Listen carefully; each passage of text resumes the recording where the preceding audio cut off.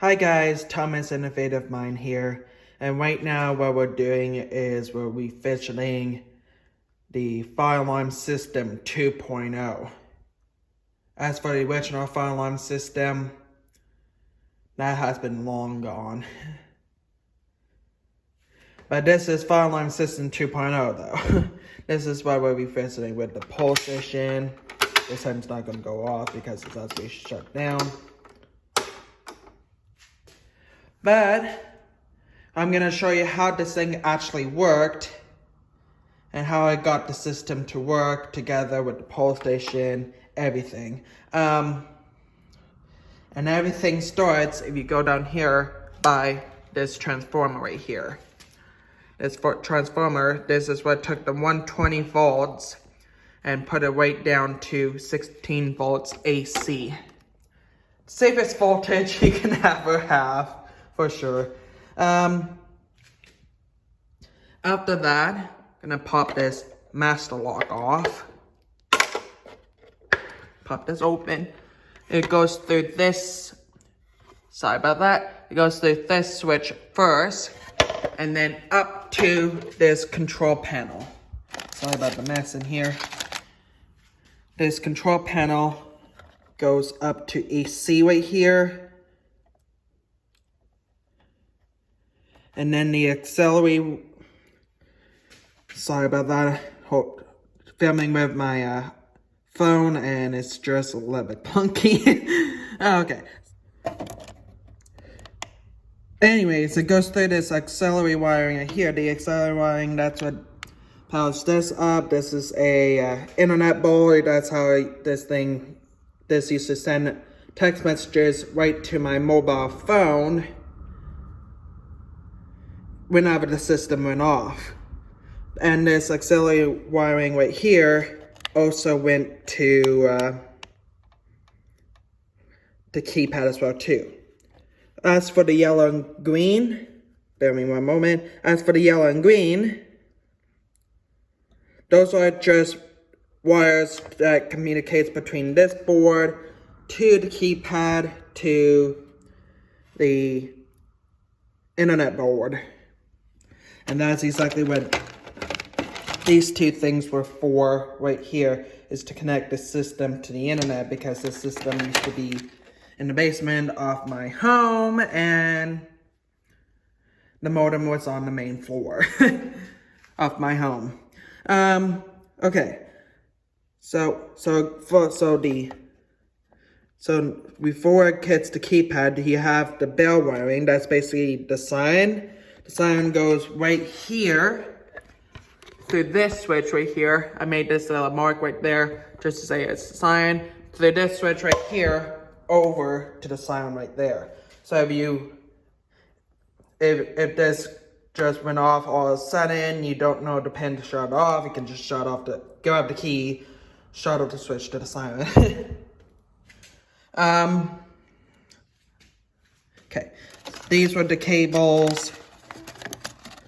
Bear with me one moment. These were the cables for the backup battery. So power goes out, system stays on. Also, this system did not need the backup battery anymore. Also, we have a standby generator here. Okay, and so then there's the red, black, yellow, and green. They were specifically for the internet board and keypad. You can see it right at the internet board, the same colors: red, black, yellow, green. Red was positive, black was negative, yellow and green was the data wires. And then if I peel, come on, I might need a screwdriver. Peel this off. Right here. This is the same four colors once again: red, black, yellow, green. Red being the positive, black being the negative, because this was a 12-volt system. Yellow and green being the communication wires. And then, after it goes through that, because the internet board's job was to communicate with the main board right here. So if the system went off, it sends a text message to my mobile phone saying, hey, there's a fire in zone 1 or whatever it is. Whatever zone there's a fire in. And the keypad job was to silence the send a signal to this board to silence the system and to reset the system. Now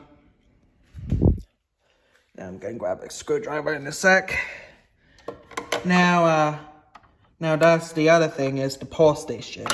Now the pulse station has to communicate with the board to know when the pulse station's reset, so that way there we can reset the system. And now it's done. I am gonna actually remove the screw right here. Try to do this with one hand as I'm filming.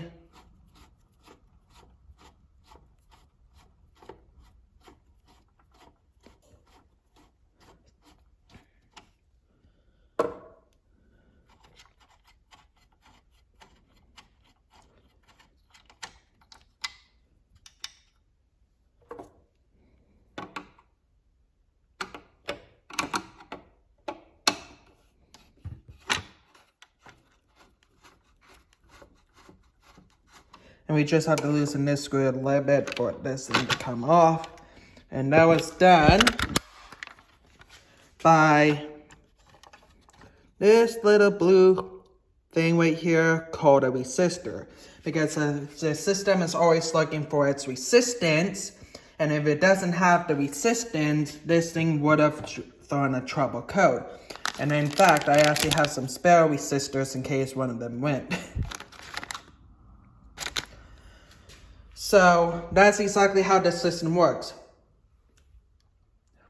is that there was the transformer that went to the switches, that went to the board, back to the switches, to the siren, then back to the board, then to the pulse station, the keypad, then the pulse station, back to the board. So that's exactly how this system worked.